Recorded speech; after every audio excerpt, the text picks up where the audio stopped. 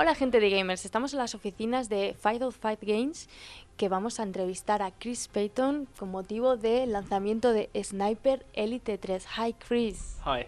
How you doing? I'm very well, thank you. Yes, loving being in Spain today.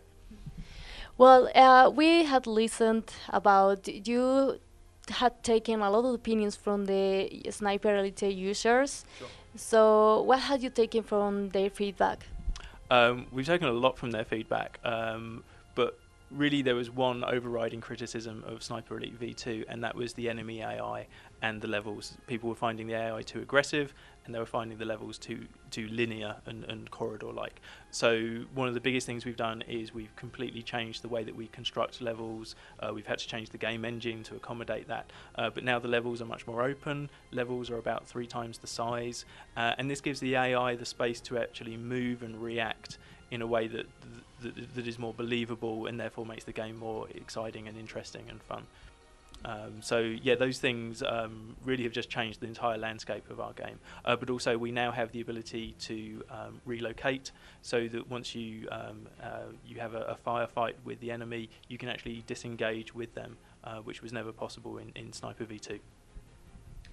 So the Sniper Elite 3 is arriving to PS4, PS3, Xbox One. Sure. But what different between the last generation of consoles and the new generation? Okay, so there's a huge difference between Sniper V2 and Sniper Elite 3.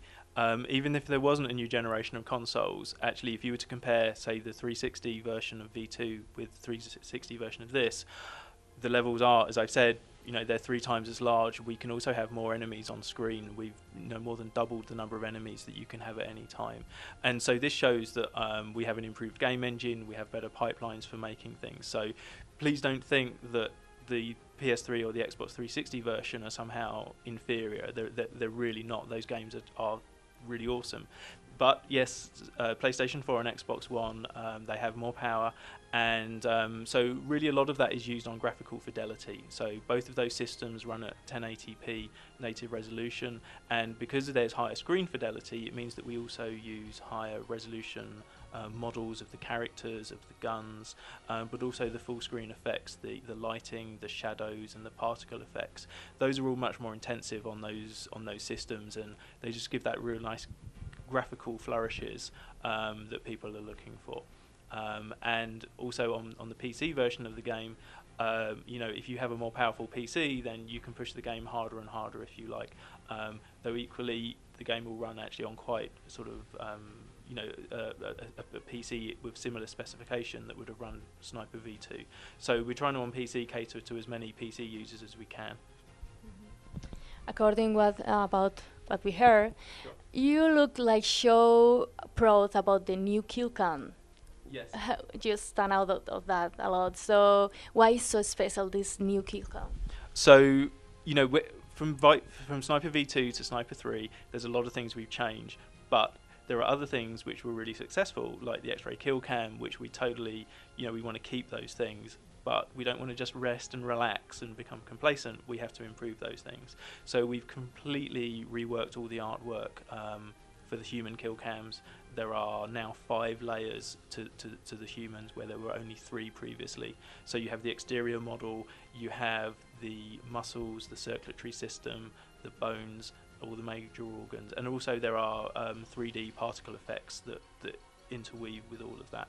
But the other thing as well is that we now have X-ray kill cams on vehicles as well. So if you shoot a vehicle and you get the engine compartment, you will actually see the engine with all the pistons moving up and down, and you'll see that in X-ray as well. So we haven't just made it better, we've actually taken it one step forward as well. Can you also steal the vehicle? Can you steal the vehicle? No, we don't have the ability to drive vehicles.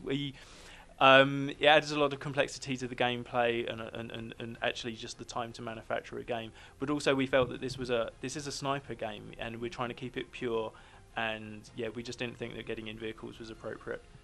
Do the new gamers need to play Sniper Elite 1, 2?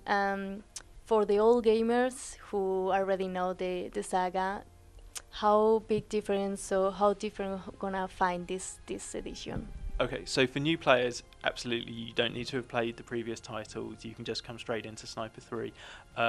We have a tutorial level at the beginning, and that will just kind of teach you all the techniques you need to be an awesome sniper. It's kind of important in this game because this isn't like a Call of Duty or Battlefield. You can't just jump into Sniper Elite with a machine gun because you'll make a lot of noise and the enemy will attack you for it. So you just need to take a few moments to just get into the flow of how Sniper Elite works, and I think if you do that, you'll really enjoy the game and you'll get a reward from it. For people who have played Sniper Elites 1 and 2, I think they're in for a real treat. You know, we've taken the graphics much further on. We've addressed really all the issues from Sniper Elite 2. So there's much more gameplay. You can have a lot more fun with the enemy, you know, making noises, sending them off in different places and things like that. But one of the big things for the hardcore fans is we've kept the game with the difficulty levels. So you can drop straight into game and you can have assists telling you where your bullet's going to drop and things like that. But also there is the Sniper Elite mode, and there's also an authentic mode where there are no on-screen assists. So you have to account for bullet drop, you have to account for wind, you have no HUD and things like that, and it can be really difficult. But we have this like 1% of like elite players who are super hardcore, and you know, we want to do it for them. So yeah, whether you're just starting or whether you're, you know, a real hardcore Sniper Elite fan, absolutely you'll enjoy it. About the story, why a prequel? Because Sniper Elite 3 is a prequel from the 1 and 2, right? Sure. So I guess a lot of that is because of the fact that we wanted to set the game in North Africa, whereas the previous games have been right at the very end of the war. So it's always difficult to actually do anything other than a prequel in many ways. But there's no sort of continuation of the storyline. This is a separate event. But we wanted to explore the North African campaign in Sniper Elite. You know, it's often overlooked, but it's a very interesting conflict. You know, a lot of people say it was a sideshow, but actually there was a lot at stake. You know, the British stood to lose the Suez Canal, and therefore their access to their colonies, such as Australia and New Zealand, where they were getting troops from. And if the Germans succeeded, then they had the potential to move into the Middle East and the oil fields and things like that. So, you know, both sides had a lot to lose by losing the North African campaign. But also, you know, from my perspective as head of art, it's really pretty. You know, a lot of people, you know, when they're making video games, you look at black and white photographs all day long, and a lot of games end up almost grey and gritty. But that's not the reality. You know, the desert is a hugely beautiful place. You've got, you know, beautiful azure skies. You've got yellow orange sand which contrasts against it, and you know, we've had a lot of fun building the environments. We haven't just built a desert, I should point out. You know, there are some really interesting places. There's oases, there are towns in the hills, and things like that. So there's a lot of visual richness going on, and yeah, we hope the players appreciate that. About the cooperative and multiplayer modes, you have development a lot of modes, like 5 multiplayer modes. Yep. So is this a bit bad for this new edition? We don't think it's a risk. We unfortunately released Sniper V2 without full multiplayer, and you know, the fans responded on the forums, and we listened, and we've learned our lesson.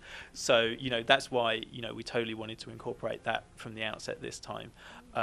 So yeah, we want those modes in there. We want people to be able to enjoy the game. We've also through our optimizations of our game engine, we've increased the number of players from 8 to 12 on consoles, but again, you know, we've kept the things that are good. We've kept the Overwatch co-op missions, which I'm hoping you'll get to play later today. But they're really good fun because one of you has the binoculars and the other one has the rifle. So one of you is actually going around with your binoculars, tagging up the enemies, and your partner is then hopefully shooting them for you. So it's a really collaborative gameplay experience, and yeah, it's a lot of fun. So, congrats to Rebellion. Sniper Elite 3 looks so nice, and thank you for your time. Thank you very much.